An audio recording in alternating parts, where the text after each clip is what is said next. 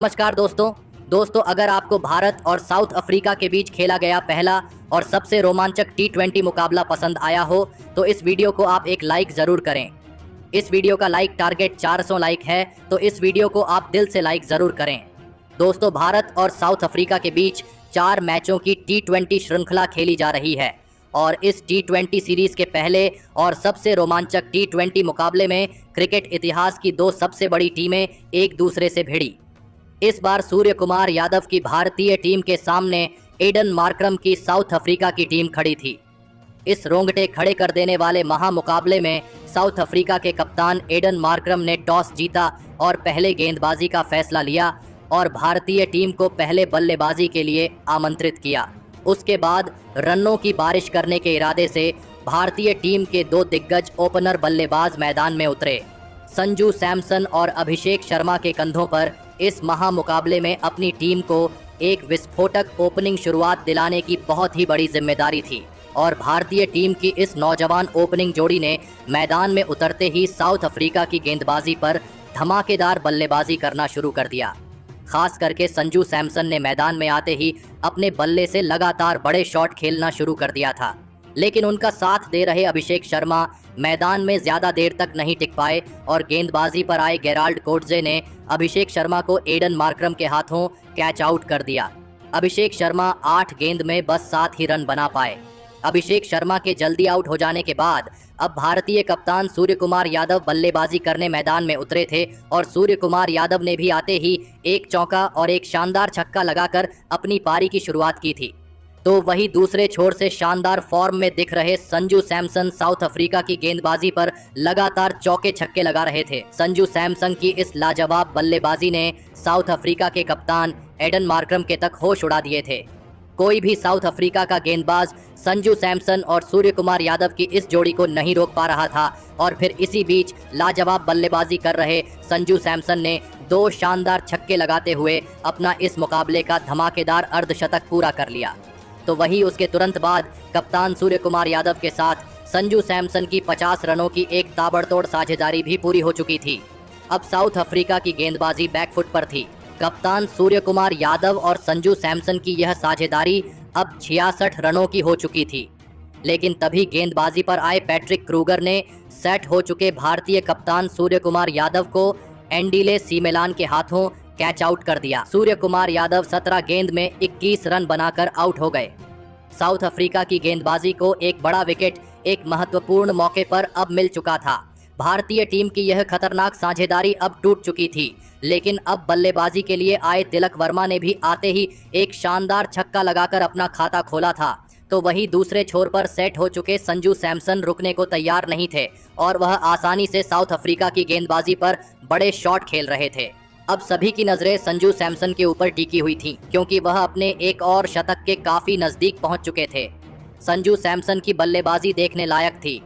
नए बल्लेबाज तिलक वर्मा के साथ भी मिलकर संजू सैमसन ने देखते ही देखते 50 रनों की साझेदारी पूरी करके दिखाई थी।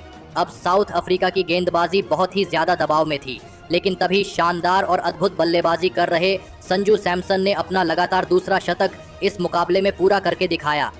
सभी ने संजू सैमसन की इस गजब की बल्लेबाजी के लिए खड़े होकर तालियां बजाई, लेकिन तभी दूसरे छोर पर सेट हो चुके तिलक वर्मा को केशव महाराज ने मार्को यानसन के हाथों कैच आउट कर दिया। तिलक वर्मा 18 गेंदों में 33 रन बनाकर आउट हो गए। तिलक वर्मा का यह विकेट साउथ अफ्रीका की गेंदबाजी के लिए एक बड़ी सफलता थी, लेकिन अब बल्लेबाजी के लिए हार्दिक पांड्या को भेजा गया था। लेकिन तभी शतक लगाकर बल्लेबाजी कर रहे संजू सैमसन को एनकबायोंजी पीटर ने ट्रिस्टन स्टप के हाथों कैच आउट कर दिया। संजू सैमसन 50 गेंदों में 107 रनों की हैरान करने वाली ऐतिहासिक पारी खेलकर आउट हो गए। साउथ अफ्रीका की गेंदबाजी को अब भारतीय टीम का सबसे बड़ा विकेट मिल चुका था। अब बल्लेबाजी के लिए रिंकू सिंह मैदान में उतरे थे, लेकिन रिंकू सिंह ने भी आती ही एक शानदार चौका लगा दिया था। लेकिन तभी दूसरे छोर पर बल्लेबाजी कर रहे हार्दिक पांड्या को भी गेराल्ड कोटजे ने मार्को यानसन के ही हाथों कैच आउट कर दिया। हार्दिक पांड्या 6 गेंद में बस 2 रन बनाकर आउट हो गए। अंत के ओवरों में भारतीय टीम का मध्यक्रम कमजोर दिखने लगा था। अब बल्लेबाजी के लिए अक्षर पटेल आए थे और फिर अंत में रिंकू सिंह और अक्षर पटेल ने भी कुछ बड़े शॉट साउथ अफ्रीका की गेंदबाजी के खिलाफ खेले, लेकिन तभी गेंदबाजी पर आए गेराल्ड कोटाजे ने रिंकू सिंह को हेनरी क्लासेन के हाथों कैच आउट कर दिया। रिंकू सिंह 10 गेंद में 11 रन बनाकर आउट हो गए, लेकिन उनके बाद बल्लेबाजी पर आए अर्शदीप सिंह ने आते ही एक शानदार चौका लगा दिया था। लेकिन मुकाबले के अंतिम ओवर में अक्षर पटेल को मार्को यानसन ने ट्रिस्टन स्टब के हाथों कैच आउट कर दिया।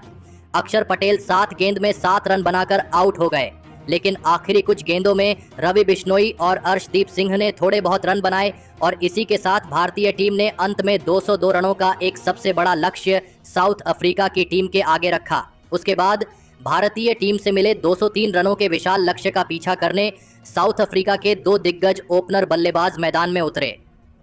साउथ अफ्रीका के कप्तान एडन मार्करम और रायन रिकिल्टन के कंधों पर इस महामुकाबले में अपनी टीम को एक शानदार ओपनिंग शुरुआत दिलाने की बहुत ही बड़ी जिम्मेदारी थी और पारी के पहले ही ओवर में कप्तान एडन मार्करम ने अर्शदीप सिंह को 2 लगातार चौके लगा दिए थे, लेकिन उसकी अगली ही गेंद पर अर्शदीप सिंह ने कप्तान एडन मार्करम को ही संजू सैमसन के हाथों कैच आउट कर दिया। साउथ अफ्रीका के कप्तान एडन मार्करम इस मुकाबले में 4 गेंद में बस 8 ही रन बना पाए।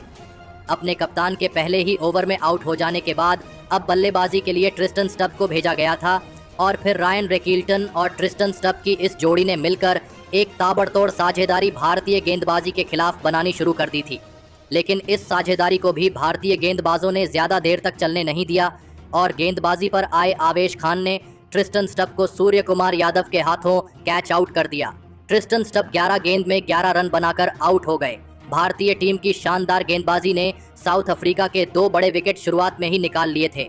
अब बल्लेबाजी के लिए हेनरी क्लासन मैदान में उतरे थे, लेकिन तभी दूसरे छोर पर सेट हो चुके और खतरनाक बल्लेबाजी कर रहे रायन रिकिल्टन को वरुण चक्रवर्ती ने तिलक वर्मा के हाथों कैच आउट कर दिया। रायन रिकिल्टन 11 गेंद में 21 रनों की पारी खेलकर आउट हो गए। एक विशाल लक्ष्य का पीछा करते हुए साउथ अफ्रीका की शुरुआत बेहद खराब हुई थी। भारतीय गेंदबाजी इस मुकाबले में शानदार फॉर्म में नजर आ रही थी। अब बल्लेबाजी के लिए डेविड मिलर मैदान में उतरे थे। अब डेविड मिलर और हेनरी क्लासन की इस जोड़ी पर साउथ अफ्रीका की इस मुकाबले में पूरी किस्मत टिकी हुई थी और इन 2 अनुभवी बल्लेबाजों ने ऐसा ही करके दिखाया और एक मजबूत साझेदारी भारतीय गेंदबाजी के खिलाफ खड़ी करना शुरू कर दिया। लेकिन भारतीय गेंदबाजी भी इन दोनों को हाथ खोलने का ज़्यादा कोई मौका नहीं दे रही थी, जिसने साउथ अफ्रीका के इन 2 खतरनाक बल्लेबाजों को तक दबाव में डाल दिया था। साउथ अफ्रीका के बल्लेबाजों की मुश्किलें लगातार बढ़ रही थीं क्योंकि रिक्वायर्ड रन रेट का दबाव उनको बैक फुट पर धकेल रहा था और इसी दबाव को हेनरी क्लासन सह नहीं पाए और गेंदबाजी पर आए वरुण चक्रवर्ती ने हेनरी क्लासन को अक्षर पटेल के हाथों कैच आउट कर दिया। हेनरी क्लासन 22 गेंदों में 25 रन बनाकर आउट हो गए। भारतीय गेंदबाजी को अब साउथ अफ्रीका का एक सबसे बड़ा विकेट मिल चुका था। दबाव साउथ अफ्रीका की बल्लेबाजी पर साफ देखने लगा था। अब बल्लेबाजी के लिए पैट्रिक क्रूगर आए थे, लेकिन वरुण चक्रवर्ती ने अपने इसी ओवर में दूसरे छोर पर सेट हो चुके डेविड मिलर को भी आवेश खान के हाथों कैच आउट कर दिया। डेविड मिलर 22 गेंद में 18 रन बनाकर आउट हो गए। अब यह मुकाबला पूरी तरह भारतीय टीम के कब्जे में आ चुका था। आधी साउथ अफ्रीका की बल्लेबाजी अब खत्म हो चुकी थी। अब बल्लेबाजी के लिए मार्को यानसन आए थे, लेकिन उसके अगले ही ओवर में पैट्रिक क्रूगर को रवि बिश्नोई ने हार्दिक पांड्या के हाथों कैच आउट कर दिया। पैट्रिक क्रूगर 2 गेंद में बस 1 ही रन बना पाए। भारतीय टीम की स्पिन गेंदबाजी ने इस मुकाबले में सभी के दिल जीत लिए थे।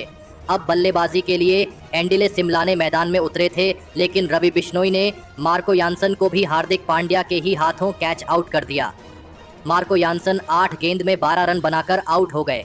इस मुकाबले में रवि बिश्नोई और वरुण चक्रवर्ती की गजब की गेंदबाजी ने शानदार प्रदर्शन करके दिखाया था। अब बल्लेबाजी के लिए गेरार्ड कोटजे मैदान में उतरे थे और गेरार्ड कोटजे ने अंत में थोड़े बहुत बड़े शॉट खेले, लेकिन दूसरे छोर पर बल्लेबाजी कर रहे एंडिले सिमलान को रवि बिश्नोई ने इसी बीच एलबीडब्ल्यू आउट कर दिया। एंडिले सिमलाने 4 गेंद में 6 रन बनाकर आउट हो गए, तो वहीं गेरार्ड कोटजे भी उनके तुरंत ही बाद सूर्य कुमार यादव के हाथों रन आउट हो गए। गेरार्ड कोटजे 11 गेंद में 23 रन बनाकर आउट हो गए और आखिरी विकेट आवेश खान ने केशव महाराज को क्लीन बोल्ड करके लिया और इसी के साथ भारतीय टीम ने इस पहले T20 मुकाबले को 61 रनों से अपने नाम करते हुए एक बड़ा कारनामा करके दिखाया।